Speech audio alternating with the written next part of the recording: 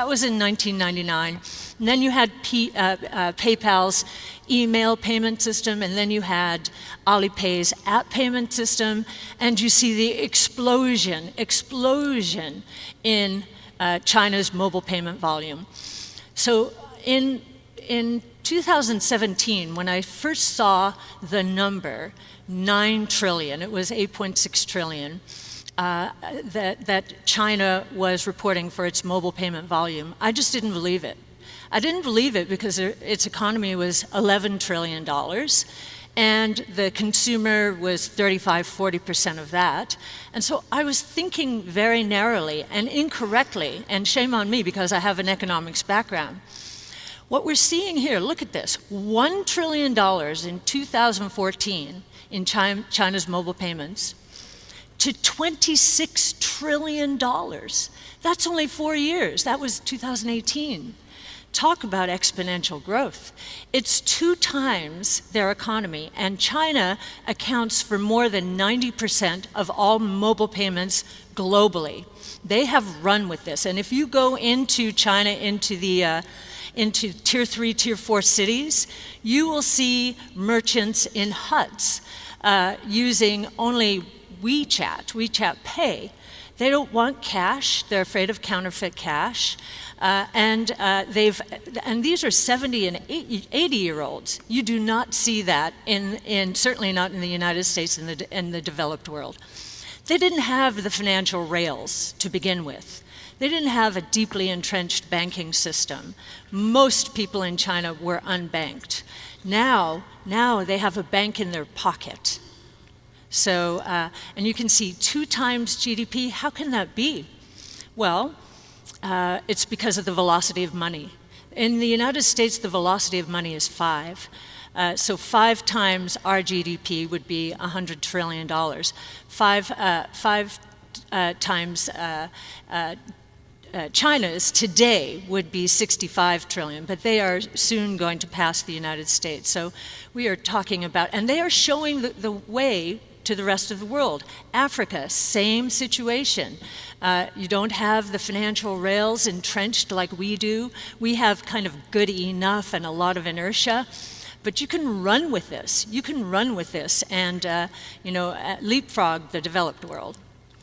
What's good, guys? So the video that you guys just watched was Cathie Wood discussing FinTech, which is financial technology, and just seeing how her brain works when it comes to basically what she perceives as the way the future is moving and going towards, which I don't think is necessarily wrong. I think that she is right about a lot of things. And if you watch that full video, which was actually made in 2019 before COVID happened, she would actually hit the nail on the head with a lot of these things, right? So she's investing in Square. Square is doing really good in terms of their growth, right? In terms of, the fact that they let you do Bitcoin. You can basically purchase and sell Bitcoin without any transaction fees, and all of these things that she caught on to before COVID, right? So if you watch it, it's kind of crazy because it's kind of like she knew what was gonna happen, right? So she's right about a lot of things, and she capitalized off of her forethought, right? So what she believes is basically tech. She believes in tech. She believes in the future of automation, the future of artificial intelligence, the future of predictive intelligence, the future of machine learning, the future of a lot of things, right? As we all grow, as we all evolve, we make tech. We have tech that runs automation for us. We do a bunch of stuff trying to make life better, trying to, make life more robust, right? So she's talking about financial technology in which basically the people can have some type of global wallet, like the individual can have, which we already kind of have, but I think, in separate different mobile banking apps. As you see, there's a lot of mobile banking apps that we all use, from Bank of America, Citi, all that stuff, right? So as we all know, it's very convenient, to be able to check the amount of money you have in your bank account, to be able to, I guess, potentially send money for some may be able to, some may not. potentially pay bills and things like that, take pictures of checks and have it processed without you going to the physical bank.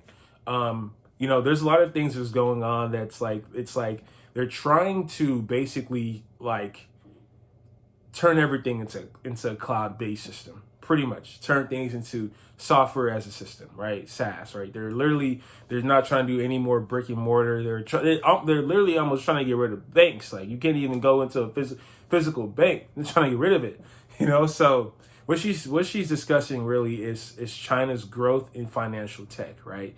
How basically they have a lot of which makes sense, right? So they're a different type of economy, different type of country, right?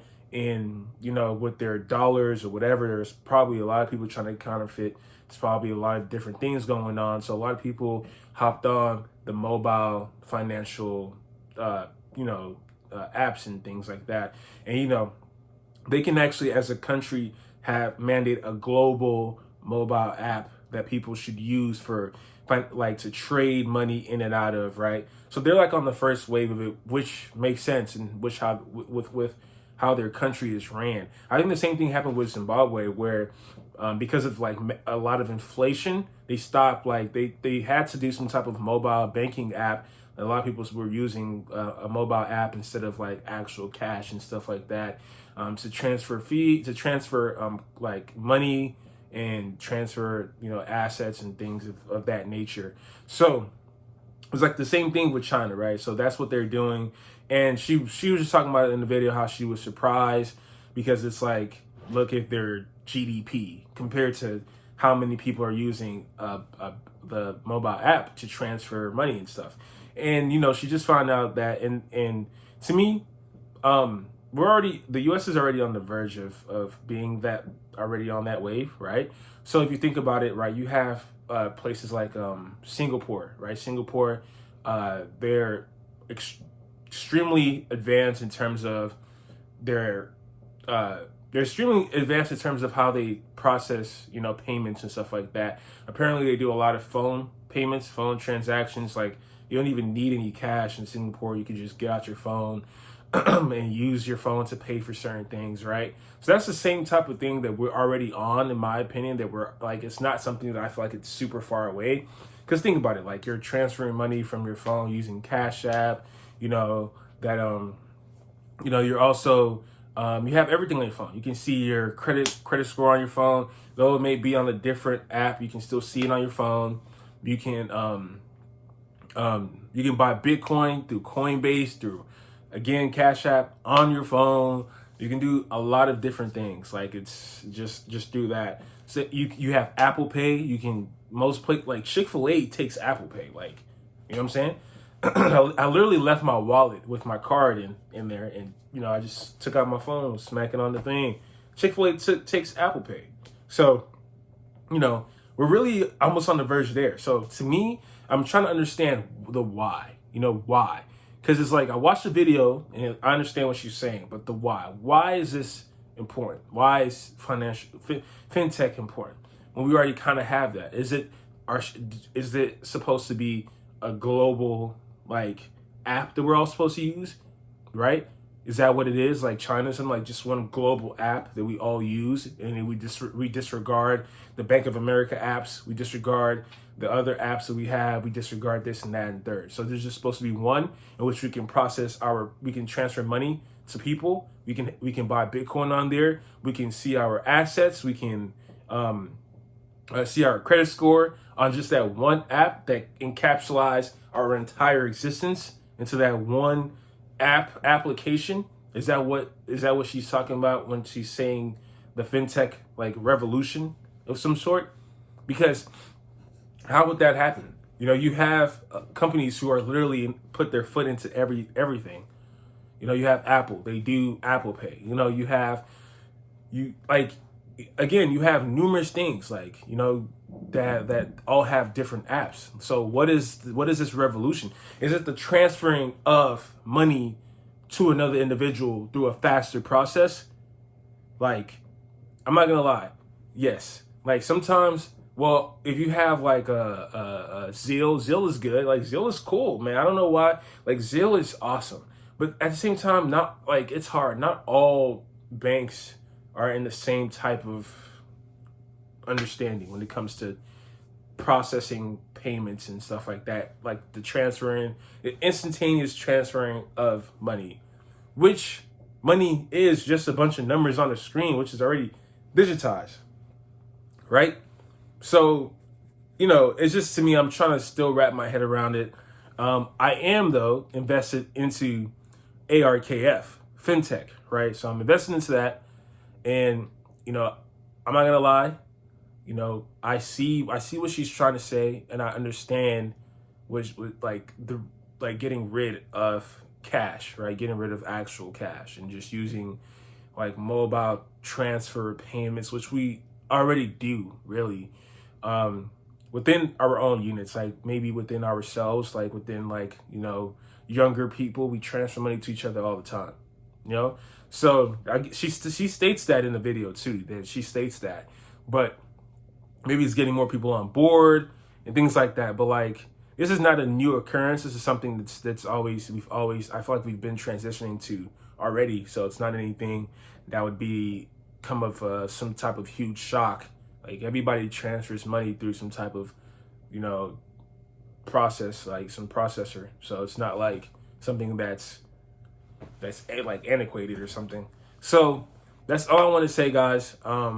You can watch the full YouTube video on YouTube. It's called just put Cathie Woods, like FinTech or something, it'll pop up. It's a good video. You can watch some of her new ones too that she did for her earnings reports and all that stuff for her ETF. But yeah, it's a good video, and I'm with her, man. I like her destructive technology, the way she invests or something. I like it, man. I'm all for it. Like, I like AI. I like automation. I like predictive intelligence. Like, that stuff is cool. So I'm all in for it, but I just want to understand like the reasoning, like behind some of these things and what is the end goal. Like the end goal is always what I always have in mind. But other than that, guys, man, I appreciate you guys. Hopefully this video isn't too long, and peace.